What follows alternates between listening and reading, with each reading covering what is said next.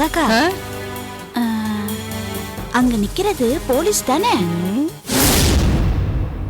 ஆமா, அப்படித்தான் தெரியுது. இங்க எதுக்கு நிக்கிறாங்க? எனக்கு என்னடி தெரியும்? ஷோ மங்காக்கா, இவங்க நம்ம ஊருக்கு புதுசா வந்திருக்கிற பெண் போலீஸ் அதிகாரி. ரொம்ப பொல்லாதவங்க. வயிற்றுல இருக்கிற புள்ள தப்பு செஞ்சாலும் கண்டுபிடிச்சிருவாங்களாம். நம்ம ஒதுங்கி போயிடுவோம்க்கா. நாம எதுக்கடி பயப்படணும்? தப்பு செஞ்சவங்க தான் பயப்படணும். சும்மா நெஞ்ச நிமித்தி நடந்து வாடி.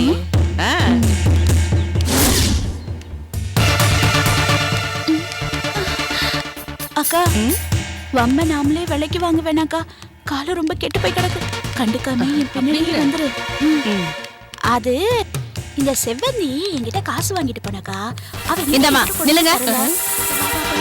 உங்க 2 பேரையும் தான் கூப்பிடுறேன், நில்லுங்க.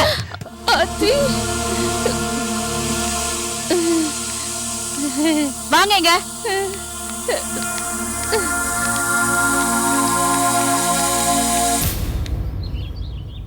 எந்த ஊருமா உங்களுக்கு? இதே ஊரு தாங்க. எங்க போறீங்க? எங்க வீட்டுக்கு. எங்க இருந்து வரீங்க? மில்லுல இருந்து வரோங்க. உன் பேர் என்னம்மா? மங்கையர்க்கரசி. உன் பேர் என்ன? இளவஞ்சி நாச்சியார், ஐயாவோட மருமக. ஓஹோ, நீங்க தான் சின்ன நாச்சியாரா? பரவாயில்லையே, நீங்க இந்த ஊருக்கு புதுசு, அதுக்குள்ள என்ன பத்தின பெருமையெல்லாம் தெரிஞ்சு வச்சிருக்கீங்க. நான் போலீஸ்காரிமா. ஊர்ல இருக்கிற திருட, மொள்ள மாறி, முடிச்சவிக்கி, மாடு திருடுறவன், இப்படி எல்லார பத்தியுமே எனக்கு தெரியுமா. அதே போல உங்கள மாதிரி நல்லவங்க, உங்கள மாதிரி நியாயமா பேசுறவங்க எல்லாரும் எனக்கு தெரியும்.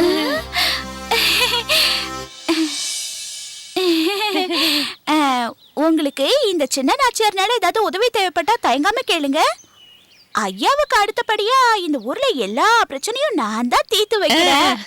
மொத்தத்துல இந்த சுத்து வட்டாரத்துல எங்க இளவஞ்சிக்கு தெரியாம எதுவுமே நடக்கிறது இல்ல. ஓஹோ, அப்படின்னா எல்லையம்மன் சிலை யார் மாத்தினாங்கிறது உங்களுக்கு தெரியும், அப்படிதானே? ஏன் தெரியாது? எங்க இளவஞ்சிக்கு எல்லாம் தெரியும். வாய் மூடிட்டு சும்மா இருக்கா? உங்க 2 பேர்கிட்ட விசாரிக்கணும். ஜீப்ல ஏறுங்க.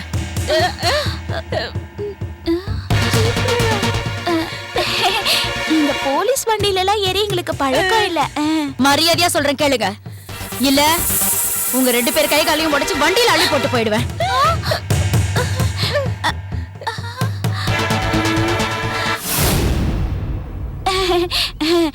சந்தியா மேடம், நீங்க சீரியஸா சொல்றீங்களா இல்ல விளையாட்டுக்கு சொல்றீங்களா? சீரியஸா தான் சொல்றேன். விளையாட்டுக்கு சொல்றீங்களோன்னு நினைச்சேன். அக்கா, நடந்து நடந்து என் காலெல்லாம் வலிக்குது. போலீஸ்காரம்மா பிரியமா கூப்பிடுறாங்க. ஜீப்ல ஏறுவோமா? வண்டியில ஏறுங்க.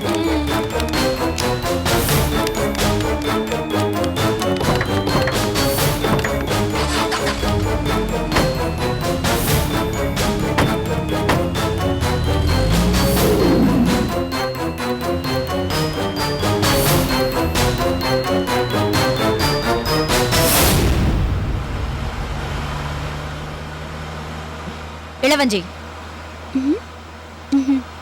எல்லையம்மன் சிலையை எடுத்தது யாரு?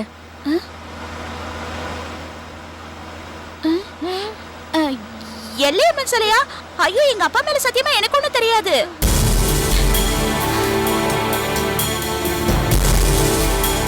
உங்க அப்பாக்கு தெரியுமா? ஐயோ, என் மேல சத்தியமா சொல்றேன், எங்க அப்பாக்கு ஒண்ணும் தெரியாது. நீங்க சொல்றத வச்சு நான் சொல்றேன். சிலைய பத்தி உங்களுக்கு தெரியும், உங்க அப்பாக்கும் தெரியும். பாத்தாடி, நிஜமாவே எங்களுக்கு தெரியாது. டங்க ஸ்லிப் ஆகி சொல்லிட்டேன்.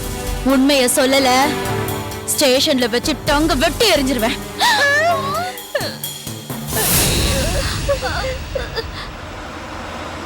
நாங்கெல்லாம் பெரிய இடத்து பொம்பளைங்க, போலீஸ் ஸ்டேஷனுக்குலாம் வர மாட்டோம். எங்க பார், உண்மைய ஒத்துக்கிட்டா ஸ்டேஷனுக்கு வர வேண்டாம். ஐயோ, எனக்கு ஒண்ணும் தெரியாது. எனக்கு எல்லாம் தெரியும். சிலைய மாத்துனது உங்க அப்பா, அது உங்களுக்கும் தெரியும். இத பாரு இளவஞ்சி, திருடனுக்கு துணை போறது பெரிய குற்றம். உண்மை தெரிஞ்சிருந்தும் அதை மறைக்கிறது அதை விட குற்றம். கடுமையான தண்டனை கிடைக்கும்.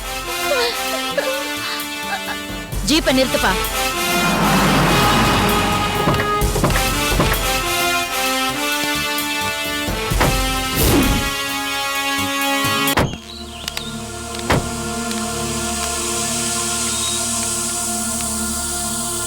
ஐயா மருமகங்கிறதுனால உங்களை விடுறேன்.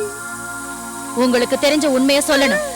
இல்ல அடுத்தது போலீஸ் ஸ்டேஷன்ல வச்சு விசாரிக்கிற முறையில விசாரிச்சா உண்மை தானா வந்துடும்.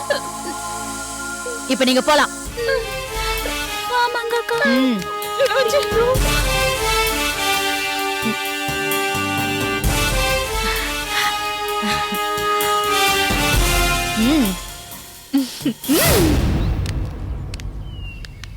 மங்காக்கா, இந்த ஏடிஎஸ்பி நமக்கு ரொம்ப குடைச்சல் கொடுப்பா போல இருக்கு.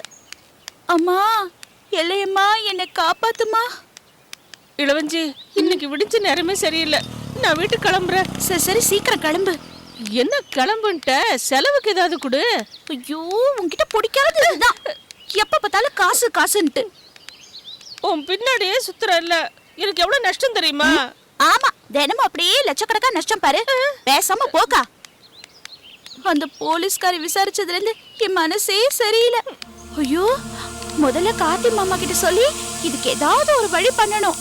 மங்காக்கா, நீ சீக்கிரமா வீட்டுக்கு போ. நானும் சீக்கிரமா வீட்டுக்கு போறேன். போ போ. அடியே, கஞ்சா பிஸ்னார். கல்லுல கூட நார் உரிச்சிடலாம்.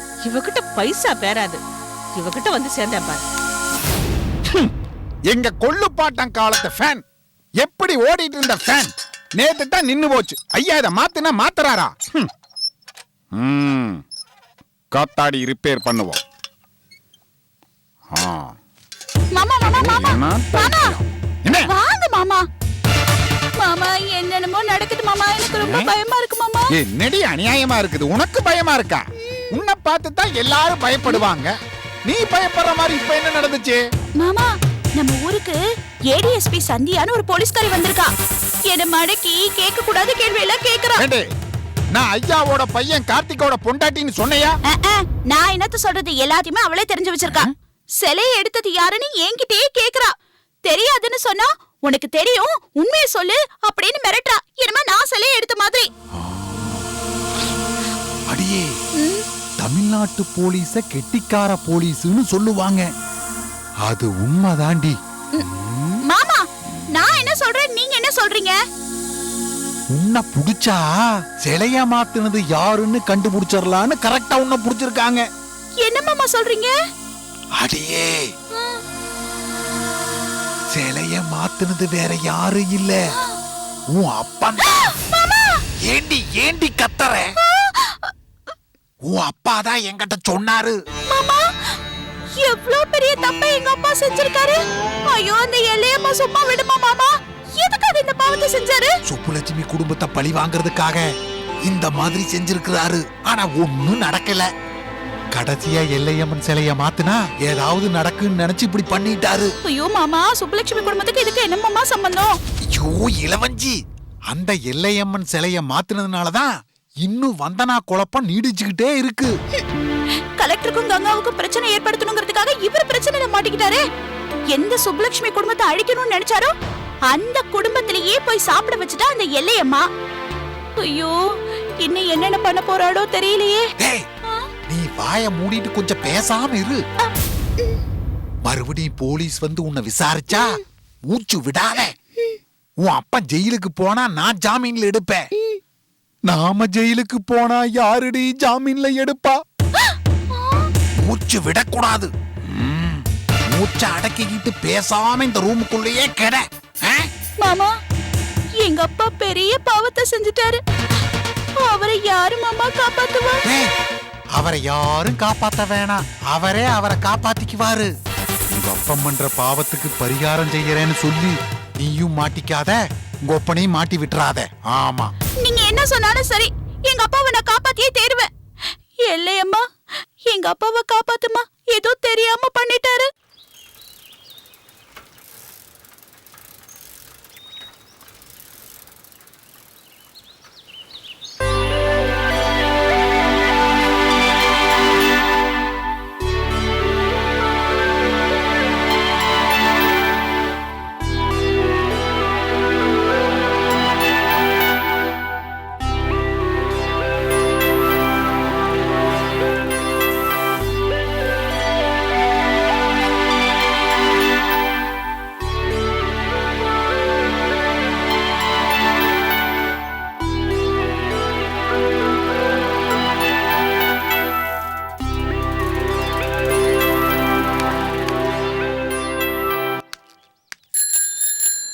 அம்மா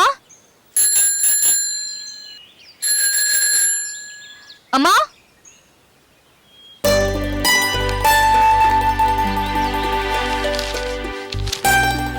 என்னங்க? என்னம்மா தீபாவளி சீட் பிடிக்கிறியா? இல்லங்க, நீங்க இந்த நோட்டீஸ் படிச்சு பாத்தீங்கன்னா உங்களுக்கே தெரியும். நாங்க திருப்பனையூர் சிவன் கோயில் தெருவுல இருக்கோம். அரிசி வியாபாரம் பண்ணிக்கிட்டு இருக்கோம். பொதுவா ரொம்ப வசதி உள்ளவங்க மாசத்துக்கு 1 மூட்டை 2 மூட்டைன்னு வாங்குவாங்க. சாதாரணமானவங்களால அப்படி வாங்க முடியாது இல்லையா? ஆமாமா. அவங்களுக்கு 1/2 கிலோ 1 கிலோ 2 கிலோன்னு பாக்கெட்ல போட்டு வித்துக்கிட்டு இருக்கோம். சம்பா, கார சம்பா, பவானி, பொன்னி இப்படி வகை வகையான அரிசியை பாக்கெட்ல போட்டு வித்துட்டு இருக்கோம். அது மட்டும் இல்லாம எல்லா ரகத்திலயும் பச்சரிசி புழுங்கல் அரிசி 2 வித்துட்டு இருக்கோம். அரிசி வேணும்னா நீங்க என்ன தேடி வர வேண்டாம். அரிசியோட நானே உங்களை தேடி வந்து கொடுப்பேன். தினம் தினம் பணம் கொடுக்கணுமேனு நீங்க சங்கடப்பட வேண்டாம். உங்க பேரு விலாசம் சொன்னா போதும். இதோ இந்த அட்டையில பதிஞ்சு தினம் வாங்குறத நான் குறிச்சுப்பேன். உங்களுக்கு பணம் கிடைக்கிறப்போ கொடுத்தா போதும். உங்களுக்கு அரிசி தேவைன்னா இந்த நம்பருக்கு போன் பண்ணுங்க, இல்லனா மிஸ் கால் கொடுங்க. அக்கா கேட்டியா? இந்த அக்கா சொல்ற ஐடியா நல்லா இருக்குல்ல? 1/2 கிலோ 1 கிலோக்கு நடந்து போய் கடையில அரிசி வாங்குறது மிச்சம். பணம் கூட லேட்டா கொடுக்கலாம்னு சொல்றாங்க. எங்க லேட்டுனா ரொம்ப இழுத்துற வேண்டாம். 1 மாசத்துக்குள்ள கொடுத்துட்டா எங்களுக்கும் ரொட்டேஷனுக்கு சௌகரியமா இருக்கும். சரிம்மா, என் பேரை எழுதிக்கம்மா. தினமும் 1 கிலோ அரிசி கொண்டு வந்து போட்டுருமா. ரொம்ப தேங்க்ஸ்ங்க. உங்க பேரும் விலாசமும் சொல்லுங்க. என் பேர் அஞ்சலம்மா. நம்பர் 5, சிவன் கோயில் தெரு. இந்தாங்க, நாளைக்கு அரிசி கொடுக்கும்போது இதை காட்டுங்க. சரி, போயிட்டு வரேன். அண்ணே. என்னம்மா? அண்ணே, இதை படிச்சு பாருங்க.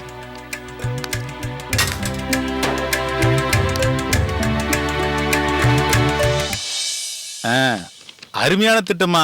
என்னங்க சொல்றீங்க? நம்ம வீடு தேடி தரமான அரிசியை 1/2 கிலோ 1 கிலோன்னு கொண்டு வந்து போடுறாங்களாம். பணம் கூட நமக்கு தோதுபடும் போது கொடுத்தா போதுமா? ஆமா, ஒரு 1 கிலோ அரிசியை டெய்லி கொண்டு வந்து போட்டுருமா. ரொம்ப நன்றிண்ணே. உங்க பேரு சொல்லுங்க. ஏகாம்பரம், நம்பர் 10, சிவன் கோயில் தெரு.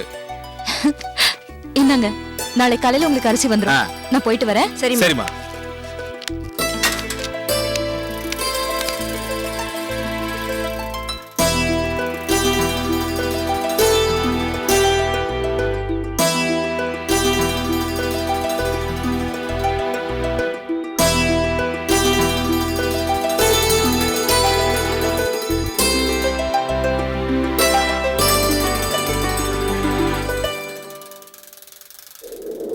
இது ஒன்றும் கட்டாயம் இல்லைங்க. உங்களுக்கு இஷ்டம் இருந்தா அந்த நோட்டீஸ்ல இருக்கிற ஃபோன் நம்பருக்கு ஃபோன் பண்ணுங்க. 1/2 மணி நேரத்துல உங்க வீடு தேடி அரிசி வந்துடும். நான் வரேன். ஏமா, நல்லது செய்யற நீங்க ஏன் அரிசி மட்டும் வியாபாரம் பண்ணணும்? மளிகை சாமானும் கொடுத்துட்டா உங்களுக்கும் நல்லது, எங்களுக்கும் ஒட்டுமொத்த சாமானும் வீட்டுக்கு வந்து சேர்ந்துடும்ல. கடைக்கு போற அலைச்சலும் மிச்சம் இல்ல. நல்ல யோசனை தாங்க. முதல்ல இந்த அரிசி வியாபாரம் எப்படி போகுதுன்னு பாப்போம். அதுக்கப்புறம் நீங்க சொன்ன மாதிரி உப்பு புளி மிளகான்னு சப்ளை பண்ண ஏற்பாடு பண்றோம். அப்ப நான் வரேங்க. சரிம்மா.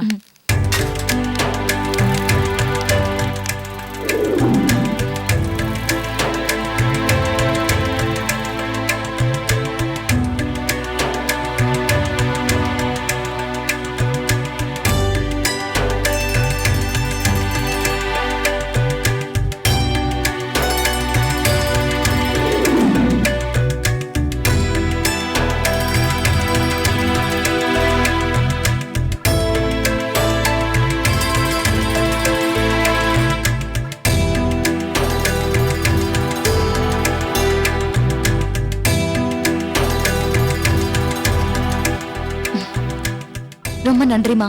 காலையில வந்து அரிசியை கொடுக்குறோம். சரிம்மா.